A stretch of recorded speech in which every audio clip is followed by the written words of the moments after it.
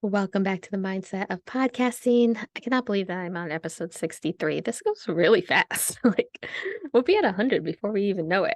So, today I want to have a little fun episode and let you know that we all make mistakes. So, I'm going to be talking about mistakes I've made while managing podcast. So, I know this may be a shocker, but I'm not perfect. None of us are, and we all make mistakes. So, I hope that some of these mistakes that I'm going to tell you, these are mistakes I've made with my own podcast and mistakes I've made with a client's podcast, that you'll feel a little bit better that you know what? Things happen. So let's get into it. So, one of the things that I have done, especially with recording my own podcast, is I have forgotten to hit the record button, and I went through the entire podcast. And then when I stopped, I went to get the recording and realized it was never recording. So, very first thing you want to do is make sure that you have hit that record button. Some people do set it up in Zoom so that it automatically records as soon as you go in there, which you can set up. But just make sure you hit the record button because having to redo it all over again is not fun. I actually just had to redo one of my other episodes because I was trying out a new platform for recording because I was just trying to see if there was something different than Zoom that I could possibly tell my clients about. So I tried it, and while it recorded the video of me, it recorded absolutely no audio. Even though my mic was hooked up, I knew my mic was working. I tested it before. Nothing, no audio at all. It was a completely silent clip. So that was fun to have to re-record that too. So just know that sometimes technology doesn't work right, or sometimes we forget to do something and our episodes don't get recorded and we have to re-record them. That does happen a lot. Another thing that has happened is interruptions by recording. So this happens to me and my clients. I record at the local library. I'm there right now recording because my new place that I moved into is very noisy. We live on a very busy street. So I come to the library to record, and the library has, if you're watching the video right now, you can see that it has the soundproofing stuff behind me. But to enter, it has these glass doors with glass windows around them. So anybody walking by can look in and see me. And I have had people come up and put their hands around their eyes to look in at me while I'm recording. I've had people knock while I'm recording to ask what this room is and what it's about.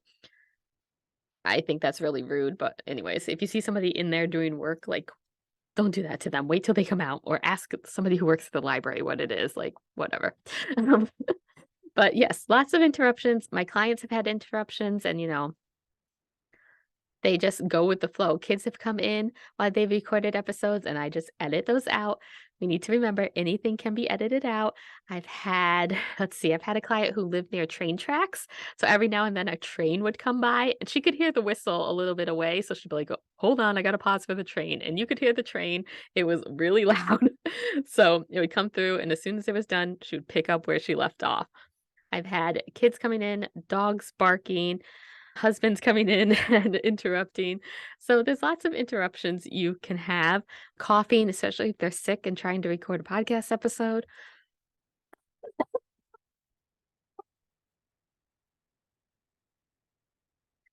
But yeah, there might always be interruptions that we can't control.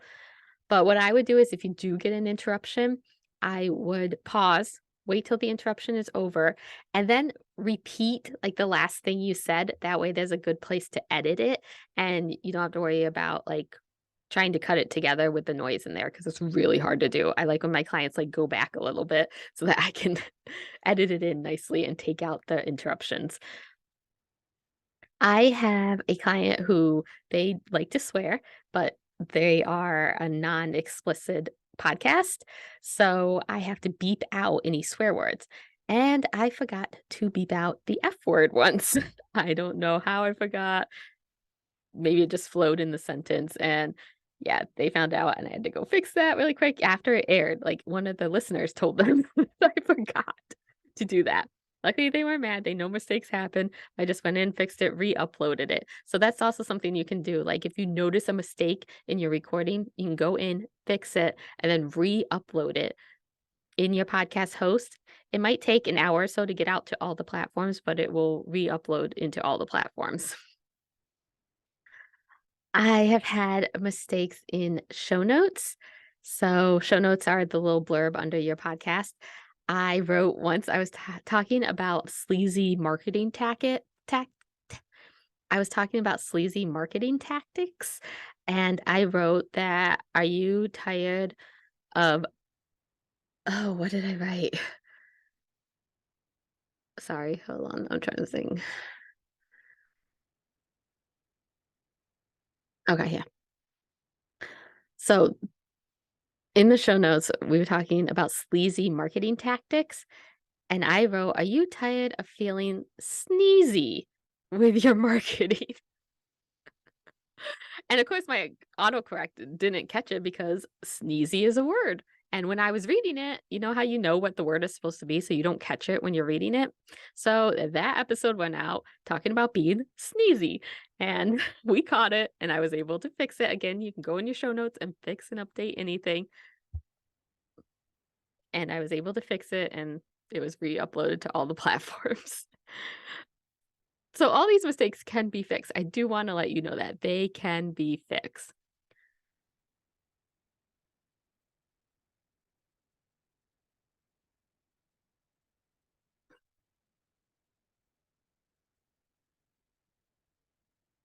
It can be edited out. You do not need to worry about that.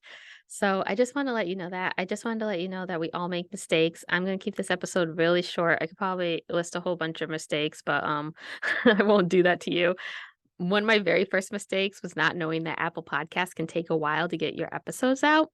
And so I didn't put it on Apple till the day we plan to launch.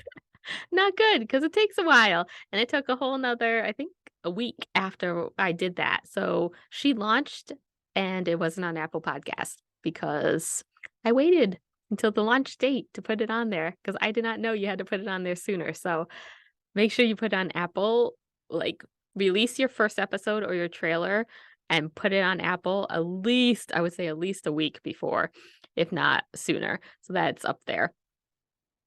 One other mistake that I will tell you really quickly is so I take clips out of my client's audio and make them into audiograms, like the graphic with the a clip of the episode over it. And so I did that in my editing software and I kept the clip with the episode because usually you can mute the tracks and then download the clip and you won't hear the other tracks, the ones that you muted, it would just be the clip. Well, I forgot to mute the clip, so when I downloaded the entire episode, I was in a rush, I didn't listen to it before I uploaded it, which was my fault. I always listen to podcast episodes now before I uploaded it. All my clients I listen to. And when that episode went out, you could hear the clip over the episode. They were talking 2 at a time. So I quickly had to go in and quickly fix that. So I always listen to the episode before I upload it now. Always listen to your episodes. Make sure there's no like things in there and you should be pretty good. But we all make mistakes. I want to remind you of that. Just remember that. Just remember you're not doing brain surgery, so nothing's urgent, nothing's life-saving. If you make a mistake, own up to it and fix it. That's what you do. So, just wanted to record this quick episode just to let you know that, make you feel a little bit better. Yeah, reach out to me. I love to connect and talk with you. I'm on Instagram at Jillian Grover Podcast Solutions, and I'm on TikTok at the Podcast Solution. And I will talk to you next week.